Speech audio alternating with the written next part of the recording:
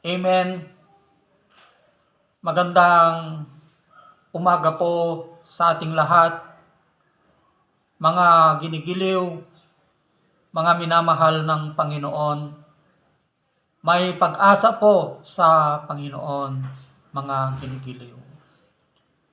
Ang Diyos po ay hindi niya po tinitignan ng ating bulok na kahapon, kundi ang tinitignan ng Diyos ay yung hangarin ng puso natin na magsisi at tumalikod sa ating mga kasalanan. Magandang umaga po muli, mga ginigiliw. Ang ibabahagi ko po sa inyo sa umagang ito ay ang kahalagahan, ang importansya ng salita ng Diyos sa buhay ng isang tao. Bakit nga ba napakahalaga ang salita na ito sa buhay po natin bilang nilikha ng Diyos, mga ginigiliw? Alam niyo po, mga minamahal, no? Marami po ang umaayaw. Ayaw nilang pakinggan ang salita ng Diyos. Ayaw nilang pakinggan ang nilalaman ng Biblia, mga ginigiliw. No?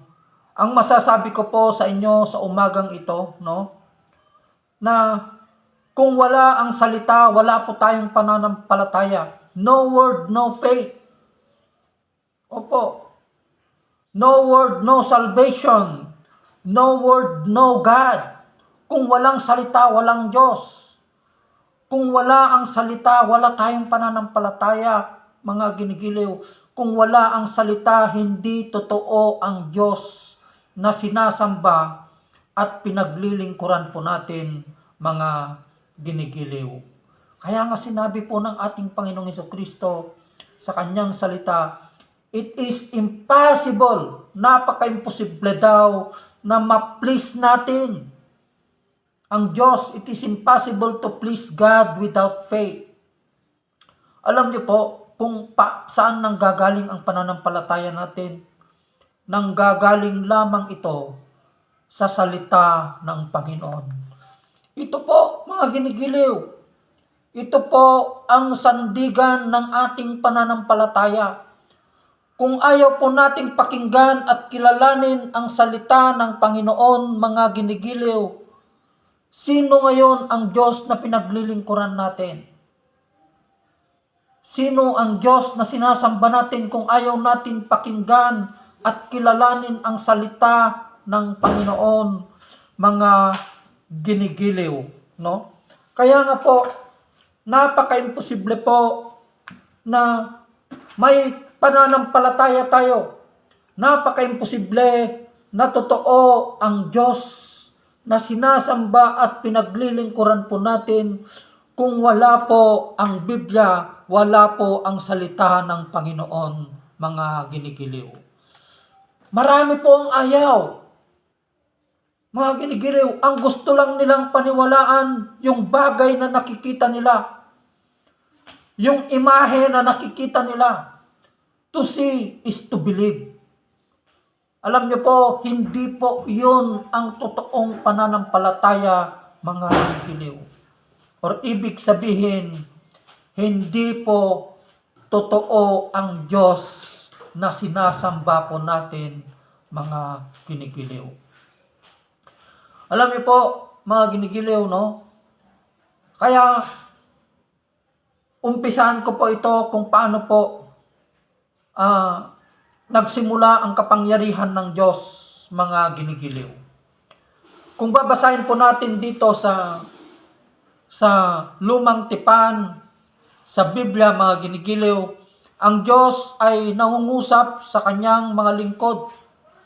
Nangusap siya kay Moses sa pamamagitan ng burning bush, isang halaman, no, sa bundok na umaapoy. Oo, nasusunog na apoy. Doon nangusap ang Panginoon, mga ginigiliw.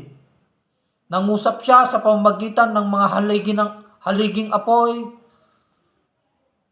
Ganon siya nangusap sa kanyang bayan, sa bayan ng Israel, mga ginigiliw. Kaya't yung kapangyarihan ng Diyos ay nasandig sa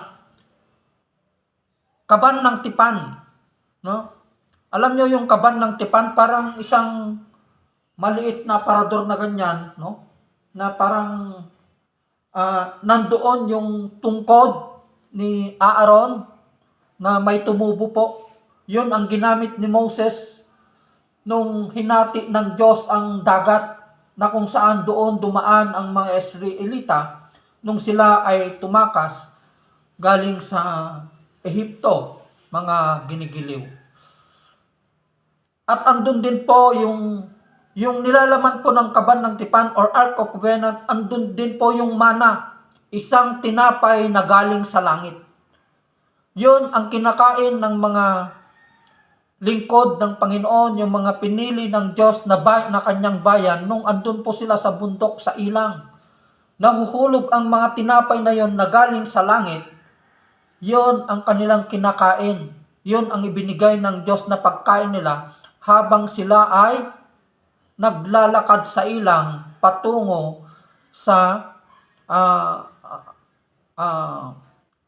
patungo sa Kanaan, yung pangako ng Diyos na lupa para sa kanyang bayan. No? Ang pangatlo po, andun po yung 2 tipak ng bato, yung 10 kautusan ng Diyos na ibinigay kay Moses, the 10 Commandments. So dito sa loob ng kaban ng tipan na ito, dito nakasandig ang kapangyarihan ng Diyos, mga ginigiliw, nang pwede lamang humawak, kumarga ng kaban ng tipan na yon, mga ginigiliw, ay walang iba kundi ang mga pari at mga Levita or assistant priest. Sila lamang ang pwedeng makahawak, yung mga pinili lamang ng Diyos ang pwedeng humawak ng kaban ng tipan na ito, mga ginigiliw. Kaya't nung plinano ni David na dalhin ang kaban ng tipan sa Israel, mga ginigiliw, no? Kaya sabi niya po dito, basahin po natin ang salita ng Panginoon, no?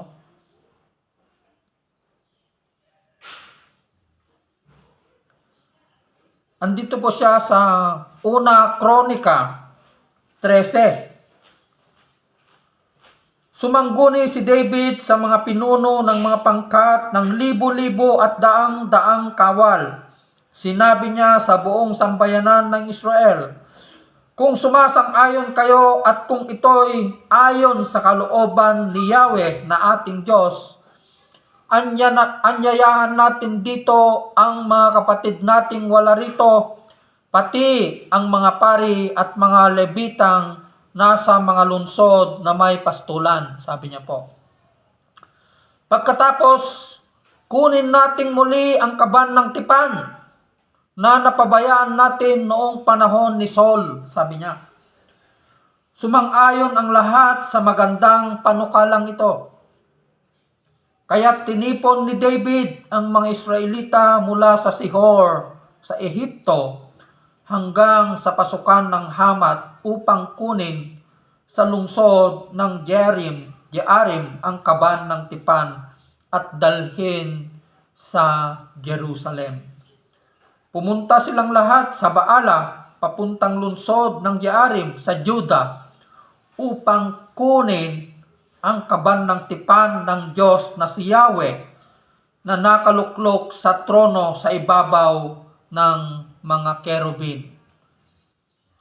Pagdating nila sa bahay na Abinadab, isinakay nila ang kaban ng tipan sa isang bagong kariton na inaalalayan ni Uza at Ahio. Si David at ang buong Israel ay sumasayaw at umaawit sa saliw ng tugtugan ng mga lira, alpa, tamborin, pumpyang at trompeta.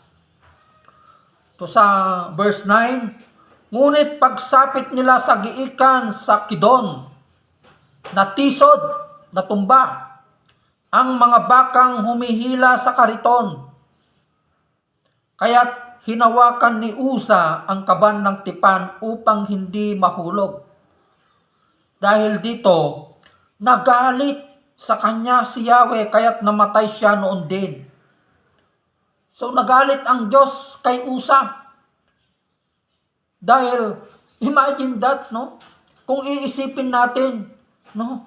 Na nagmagandang loob ka para hawakan mo yung kaban na tipan na yon para hindi lamang matumba.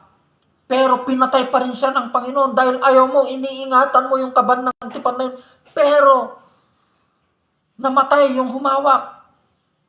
So ipinapakita ng Diyos na yung kanyang kapangyarihan ay nandito sa kaban na ito, sa kaban ng tipan na ito, mga ginigiliw. Kaya yung pangkat ni David, natakot po sila. Kasi ang mandato po kasi ng Diyos sa kanyang bayan ay ang pwede lamang humawak at kakarga ng kaban ng tipan na ito ay walang iba kundi ang mga pari at mga Levita, mga ginigiliw. Sila lamang ang may binigyan ng otoridad at kapangyarihan ng Diyos para kumarga sana humawak, magdala ng kaban ng tipan na ito sa Jerusalem o sa Israel, mga ginigiliw. Kahit hindi na po nila ito itinuloy na dinala yung kaban ng tipan na ito sa bayan ng Israel, sa Jerusalem. Dahil namatay po yung humawak, yung hinawakan niya kasi matutumba. Imagine that, nagmagandang loob pero pinatay pa rin siya ng Panginoon. Ganon ang kakapangyarihan, ang kaban ng tipan na ito na ibinigay ng Diyos sa kanyang bayan nung unang panahon, mga ginigiliw. Nandito ang kanyang kapangyarihan sa kaban ng tipan na ito. Kaya dinala po nila ang kaban ng tipan na ito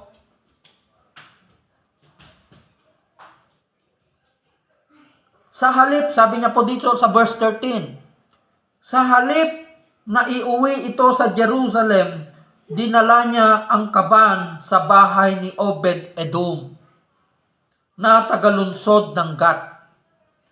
3 buwan doon ang kaban. Imagine that, dinala nila sa isang bahay. At pinagpala ni Yahweh ang sambahayan ni Obed-Edom pati na ang lahat ng kanyang ari-arian. Alam niyo, napakaganda ng kapahayagan ng Panginoon sa salitang ito, mga ginigiliw, no? Pinagpala niya. Imagine that, no? Hindi aksidente, no? Na dinala ng grupo ni David yung kaban ng tipan na ito dahil meron lamang pagpapalain ng Diyos, si Obed-Edom, na sa sandaling yon na kung saan nabuwal yung kaban ng tipan na yon na ano ito?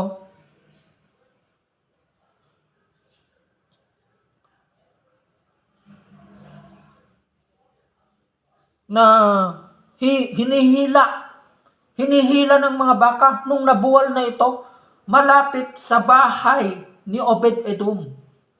Imagine that. Dinala po nila yung kaban ng tipan na ito sa bahay ni Obed-Edom sa loob ng 3 buwan at pinagpala ng Diyos ang kanyang sambahayan at ang kanyang ari-arian. Later on, mga ginigiliw, no, malalaman po natin kung bakit pinagpapala ng Diyos yung mga taong tumatanggap ng kaban ng tipan. At kung ano ngayon ang kaban ng tipan sa panahon natin ngayon, mga ginigiliw. Kaya abangan nyo para malalaman nyo, makikilala nyo kung bakit napakahalaga ang kaban ng tipan na ito sa buhay po natin, mga ginigiliw. Kaya ang nangyari po, mga ginigiliw, sa kaban ng tipan na ito, dumating yung panahon na walang pwedeng bumuhat, sabi niya. Sabi niya po dito sa 1 Korinto 14, ah, una Korinto 15, no?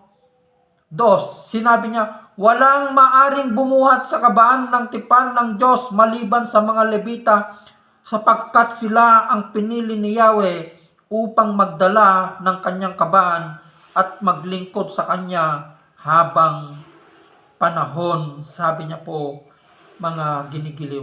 Kaya yung mga naglilingkod sa Panginoon, yung mga Levita lamang ang pwedeng humawak, kumarga ng kaban ng tipan na ito, mga ginigiliw. Kahit ang nangyari, dinala ulit nila yung kaban ng tipan na ito na ang kumarga na ay walang iba kundi yung mga Levita at mga pari, mga ginigiliw. Okay, short po natin. In short, yung kaban ng tipan na ito, gumawa po sila ng bahay, mga ginigiliw, ng tolda, na kung saan doon sa pangatlo, yun ang sinasabi nilang holies of holy. Doon nakalagay yung kaban ng tipan na yun. Nang pwede lamang pumasok doon ay yung mga pari. Yung mga pinakapunong pari na pinili ng Diyos ang pwede lamang pumasok doon upang mag-alay, magwisik ng mga dugo ng hayop para sa kasalanan ng mga tao, sinadya at di sinadyang kasalanan. So, yearly po ito. Taon-taon na ginagawa po ito ng mga pari. Nagwiwisik po sila ng mga dugo ng mga hayop sa kaban ng tipan na yon para sa mga kasalanan na sadya at di sinasadya ng mga tao. Kung mali po yung pagpasok ng pinakapunong pari, mga ginigiliw, pwede po siyang masunog at mamatay. Kaya nilalagyan po nila ng tali yung paa ng pari na yon, napapasok, na kapag hindi po maganda yung kanyang pag-aalay, masusunog, mamamatay, nakakatakot pong pumasok doon. Kaya hinihila po nila kung yung namamatay na pari na hindi maganda yung kanyang pagpasok doon, mga ginigiliw. Hanggang dumating yung panahon na ipinanganak po ang ating Panginoong Hesukristo, mga ginigiliw. Dumating yung panahon na nagkatawang tao ang Espiritu ng Diyos sa pamamagitan ng ating Panginoong Hesukristo. Kahit ang masasabi ko po sa punto na ito, nung dumating po, nagkatawang tao ang Espiritu ng Diyos, mga ginigiliw, yung kaban ng tipan na ito na nakalagay sa Holies of Holy, sa tolda na yon, ay napawalang bisa. Nawalan na po ng bisa yon. Kahit sino pa ang pwedeng pumasok doon, nawalan na po ng kapangyarihan ng kaban ng tipan na yon, mga ginigiliw. Sapagkat yung kapangyarihan na yon ay dumating na sa pamamagitan ng salita, dumating na sa pamamagitan ng ating Panginoong Hesukristo. Ulitin ko, yung kapangyarihan ng kaban ng tipan na yon ay dumating na sa pamamagitan at sa katauhan ng ating Panginoong Hesukristo. Kaya't nawalan na po ang kapangyarihan ng kaban ng tipan na ito, nasa ating Panginoong Hesukristo na nagkatawang tao, mga ginigiliw. Opo, naintindihan niyo po. So, kaya nung namatay ang ating Panginoong Hesukristo, mga ginigiliw, no? Alam niyo, nung siya ay ipinako sa krus, no? Nung ipinako po na po ang ating Panginoong Hesukristo at nalagutan ng kanyang hininga, mga ginigiliw, no? Nung nalagutan ng kanyang hininga, no? Nahati yung tabing ng templo, no? Nahati po, nagkaroon po ng earthquake, nagkaroon ng thunder, may mga kidlat. Dahil sa kapangyarihan ng Diyos, yung tabing ng templo, alam niyo yung tabing, curtain. Ang kakapal daw ng tabing na yon ay halos isang ganito kakapal, no? Na napakakapal na tabing, mga ginigiliw. Kahit ang nangyari, nahati daw po yon. Nahati yung tabing na yon, yung kurtina na yon, mga ginigiliw. At ang mensahe ng pagkahati ng tabing na yon Ibig sabihin mga ginigiliw, lahat ay nakakapasok na po sa Holies of Holy. Diba? Ibig sabihin mga ginigiliw, lahat tayo, pwede na tayong makapasok sa Holies of Holy. Yung Holies of Holy ay walang iba kundi ang ating Panginoong Diyos. Opo, dahil isinakripisyo na ng ating Panginoong Hesukristo ang kanyang buhay bilang tagapamagitan sa atin.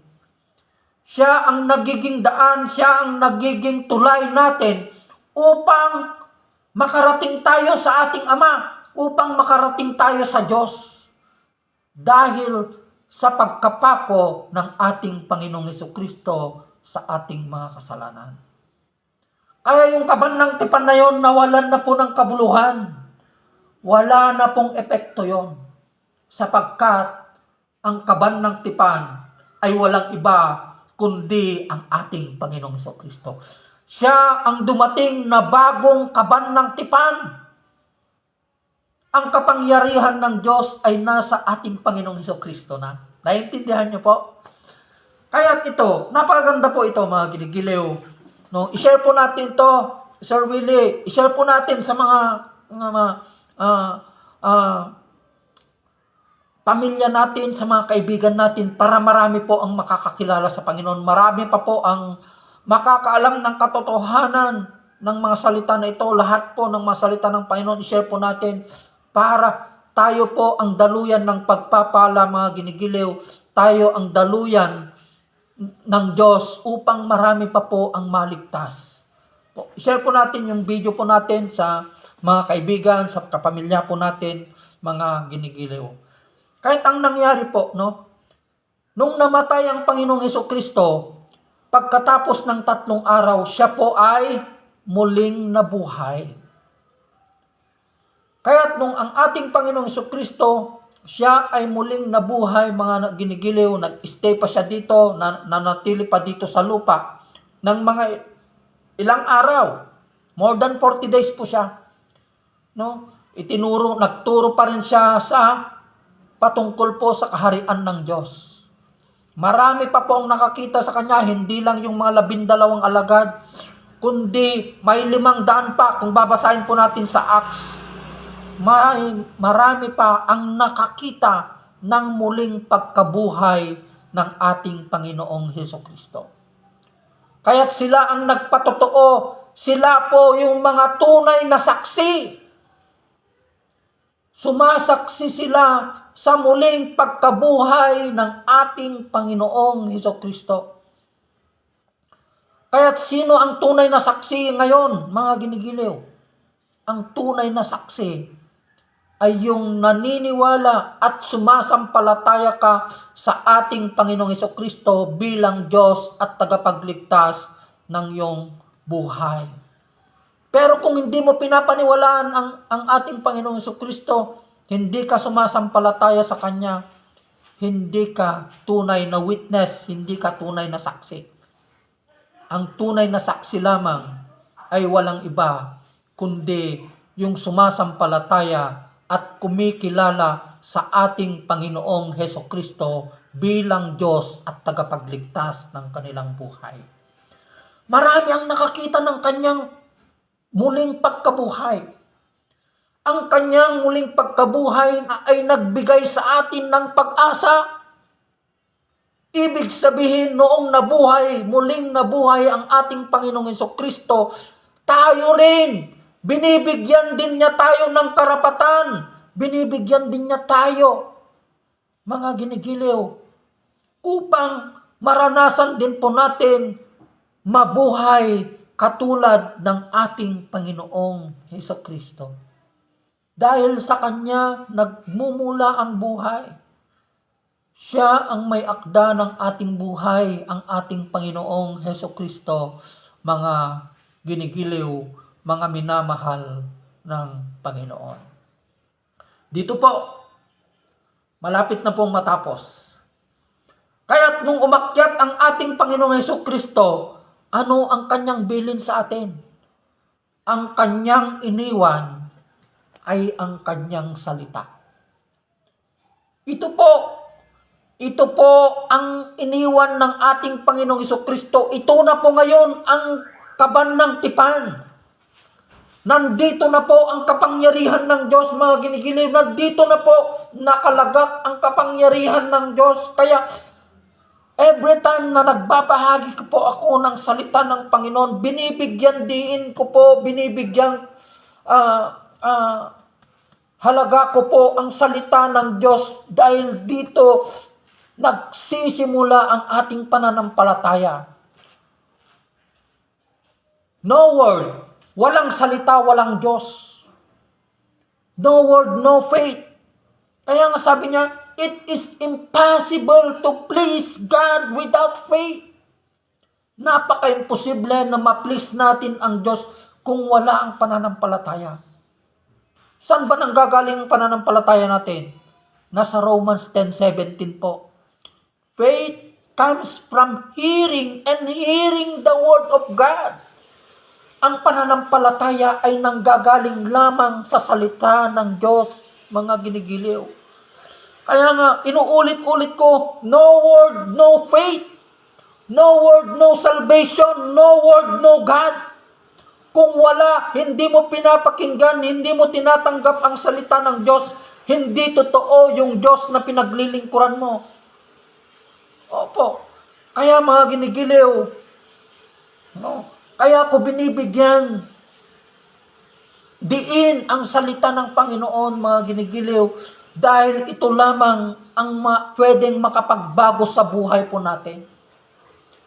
Kung gusto niyo pong masumpungan ang kapayapaan, kung meron kang pinagdadaanan na circumstances, trials, pagsubok sa buhay mo, masusumpungan mo ang kasagutan sa salita na ito ng Panginoon. Kung gusto mong maayos yung pamilya mo, yung wasak, sira na relasyon mo sa kapwa mo, wasak, broken relationship to your family, to your fellow men, sa mga napasaktan natin, basahin natin ang salita ng Panginoon. Nandito po ang kasagutan. Masusumpungan po natin, mga ginigiliw, ang kasagutan sa salita na ito ng Panginoon, mga ginigiliw. Alam niyo po, 9 years na po ito, inaalagaan ko. Pero praise God, no? Maganda pa rin. Wala lang kasi akong time para ipaayos yung Bible ko sa nag-aayos, no? Opo, napakalaga po ito. Dapat karga-karga po natin ito. Alam nyo, kahit saan ako magpunta, sa mga sasakyan ko, may mga Bible po ako doon. Opo, nagdadala ko lahat ng pinupuntahan ko, dala-dala ko po ang salita ng Panginoon, mga ginigiliw. Ito po yung sandigan ng pananampalataya natin.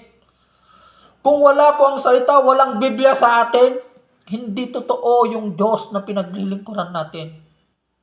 Maaring lumikha lamang tayo ng Diyos sa ating kaisipan. Or yung Diyos na pinaglilingkuran natin ay isang bagay na ginawa ng tao. Na pwede lang nating manduhin sa araw-araw nating pamumuhay. Na pwede mo siyang gamitan kung anong gusto mo sa kanya. Ngayon, magiging abogado ka. Gusto mo, abogado siya. Ngayon, sa araw na ito, magiging pulis ka. Dadamitan mo naman ng pulis. Hindi po yun ang Diyos na pinaglilingkuran natin, mga ginigiliw. Tayo ang susunod sa Kanya. Hindi siya ang susunod sa atin. Opo. Kasi kung ang Diyos na pinaglilingkuran natin ay yung mga bagay-bagay na nilikha ng tao, hindi tayo natatakot na gumawa ng kasalanan. Hindi tayo natatakot na magmura. Hindi tayo natatakot na magsinungaling, magnakaw, manloko ng kapwa natin. Opo. Kaya nating gawin lahat ng pinakamasamang gawain kasi ang Diyos na pinaglilingkuran natin ay hindi Diyos na nanggaling dito sa salita ng Panginoon. Pero Kung ang Diyos na pinaglilingkuran mo ay nanggaling po dito, mga ginigiliw, natatakot ka na pong gumawa ng kasalanan. Natatakot ka na pong manloko, magsinungaling, magmura. At lalong-lalo na mga ginigiliw, alam mo pag nakilala mo ang Panginoon, nakilala mo ang Diyos na nandito sa loob ng salita, magbabago ang prinsipyo mo sa buhay. Opo, magbabago po. Aayusin niya yung buhay mo. Magagalit ka na sa kasalanan. Lumalayo ka na sa kasalanan. Opo. Luluhod ka sa Panginoon. Luluhod ka sa Kanyang presensya, mga ginigiliw. Dahil ang Diyos na nandito, mga ginigiliw, siya ay Diyos na banal. Siya ang Diyos na lumikha ng langit at lupa. Siya ang lumikha ng ating hininga. Siya ang nagbigay ng buhay natin. Siya ang nagbigay ng kalakasan natin, mga ginigiliw. Kaya yun palagi ang panalangin ko sa araw-araw. Pagkagising ko po sa umaga, Panginoon, salamat sa buhay. Salamat sa lakas. Ibigay niyo po sa akin ang katuwiran ninyo sa araw na ito upang sa ganon ay hindi po ako magkasala. Yun po palagi ang panalangin ko sa araw-araw na pagkagising ko, mga ginigiliw. Kaya kung gusto mong kausapin ng Panginoon, ito po yung palagi ko pong ipinapakiusap sa inyo. Nagmamakaawa po ako sa inyo, mga ginigiliw. Kung gusto nyo pong maranasan ang himala, gusto nyo pong maranasan ang grasya at awa ng Panginoon, basahin po natin ang salita ng Panginoon.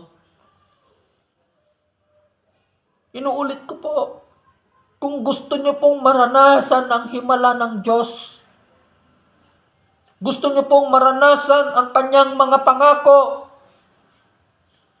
ang kapayapaan sa pamilya, gusto nyong maayos ang buhay natin, gusto po nating maayos ang relasyon natin na sira sa ating kapwa, sa ating magulang, sa ating mga kapatid. Basahin po natin ang salita ng Panginoon. Ito po ang nagbibigay ng kapayapaan sa ating puso. The peace that surpasses human understanding. At yung peace na yon ay walang iba kundi ang ating Panginoong Hesukristo, mga ginigiliw. I hope you are being encouraged, mga ginigiliw, sa salita na ito ng Panginoon. Bago po tayo magtapos, tayo po ay manalangin, no?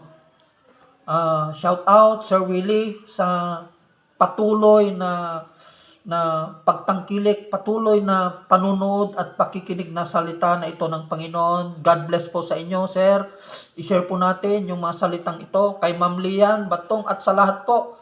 Hindi po kasi nag-appear yung pangalan nyo sa camera. Sa lahat po ng kasamahan ko na kapulisan sa buong Pilipinas, ang ating mahal na Chief PNP, si General Marbil at lahat ng kapulisan. I-share po natin ito, mga ginigiliw, para marami pa po ang makakilala sa ating Panginoong Hesukristo. Marami pa po ang makatanggap sa Kanyang grasya at awa. Marami pa po ang maliligtas, mga ginigiliw. Manalangin po tayo. Yes, Lord, Father God in heaven, pinupuri po namin, Panginoon, ang iyong dakila at makapangyarihang pangalan, Panginoon. Salamat, Panginoon, sa mga salitang ito na iniwan niyo po sa amin. Yung kaban ng tipan na ito na sumisimbolo ngayon sa buhay po namin. Ang iyong kapangyarihan na nandito po sa iyong mga salita, Panginoon. Ito ang iyong kapangyarihan. Ito ang kaban ng tipan na sumisimbolo sa iyong kapangyarihan, sumisimbolo sa iyong katauhan, sa iyong karakter, Panginoon, Heavenly Father, Lord. Salamat dahil may mga salitang ito na nagbibigay sa amin ng pag-asa May mga salitang ito, Panginoon, na bumago sa aking buhay at magbabago pa sa mga buhay ng mga makakarinig, makakapanood sa gawain na ito, Panginoon Lord God, kay Sir Willie, at sa lahat, sa Ma'am Lian Batong, sa lahat po na patuloy, Panginoon, na nanonood po. Pagpalain niyo po sila, Panginoon. Pagpalain niyo po sila na tanggapin po nila, Panginoon, basahin po nila ang iyong mga salita upang sa ganon, Panginoon, ay makilala ka po nila, upang magkaroon po sila ng relasyon at ugnayan po sa inyo dahil sa salita lamang na ito, Panginoon, dito ka lamang namin makikilala, dito ka lang namin makakausap, makikita sa iyong pagkatao, Panginoon. Salamat sa mga salita na ito, Panginoon, na nagbigay sa amin ng bagong prinsipyo, ang prinsipyo ng utos na yung pagmamahal, prinsipyo ng pag-ibig na masusumpungan po namin sa iyong mga salita, Panginoon. Salamat, Panginoon. Pagpalain niyo po yung mga kaibigan po namin na makarinig ng salita na ito ng Panginoon, upang maranasan po nila, Panginoon. Maranasan po nila yung himala, maranasan po nila yung awa at grasya na nanggagaling sa inyo. Kung ano po yung ipinaranas nyo sa akin, Panginoon, iparanas nyo din po sa kanila, Panginoon. Heavenly Father, Lord.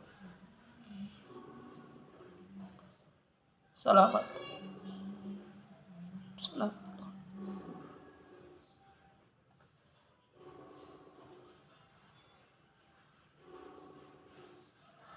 Salamat. Hello. Hello, Ace. Wapak ka ba dito?